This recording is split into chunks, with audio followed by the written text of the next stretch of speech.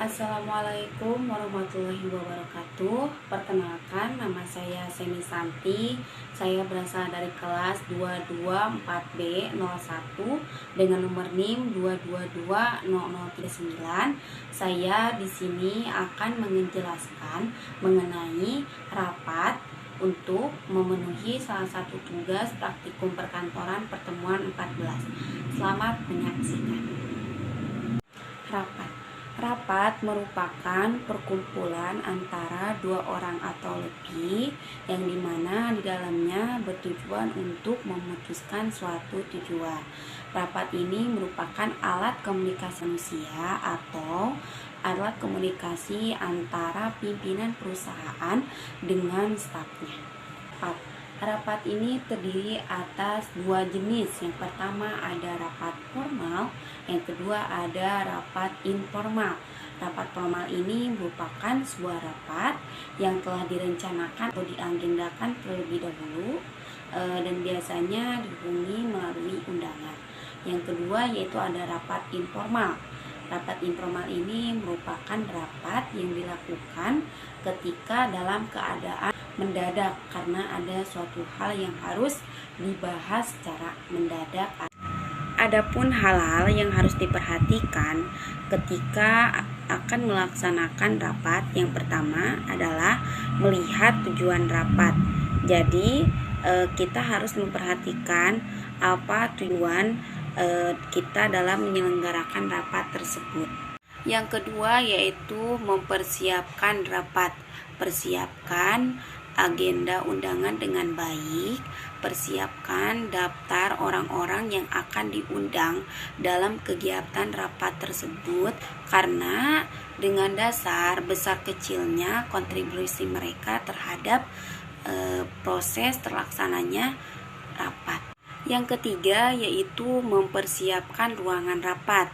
Ruangan rapat ini digunakan untuk diselenggarakannya rapat, di mana untuk mempersiapkan ruangan rapat ini harus dilakukan ketika undangan sebelum disebarkan kepada para anggota pengisi pada saat rapat.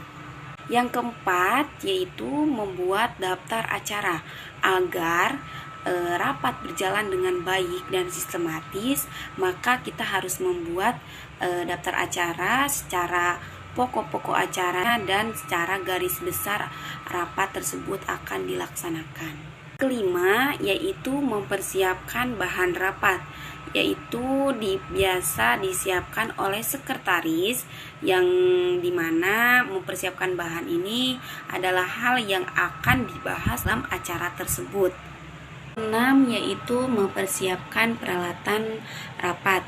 Di dalam sebuah pertemuan pastinya membutuhkan sebuah alat-alat yang dibutuhkan untuk tulis menulis, di mana sekretaris ini harus membuat daftar barang apa saja yang harus diperlukan. Misalnya ada papan tulis, proyektor, dan lain-lain. Yang terakhir ada notula atau yang bisa disebut dengan notulen.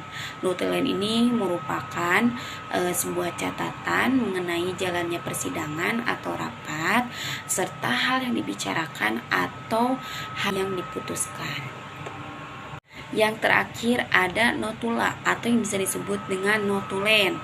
Notulen ini merupakan catatan mengenai jalannya persidangan atau rapat serta hal yang dibicarakan atau diputuskan, di mana notulen ini dibagi menjadi dua. Yang pertama ada notulen harfiah, yang kedua yaitu ada notulen ringkas. Yang pertama yaitu ada notula harfiah. Notula harfiah ini merupakan pencatatan atau laporan yang ditulis berdasarkan sesuai dengan kata-kata yang dibicarakan pada saat rapat tanpa mengurangi atau menambahkan kata lain. Yang terakhir yaitu notula ringkas. Notula ringkas ini merupakan laporan mengenai ringkasan pembicaraan. Sekian penjelasan dari saya. Mohon maaf apabila ada salah kata. Terima kasih. Wassalamualaikum warahmatullahi wabarakatuh.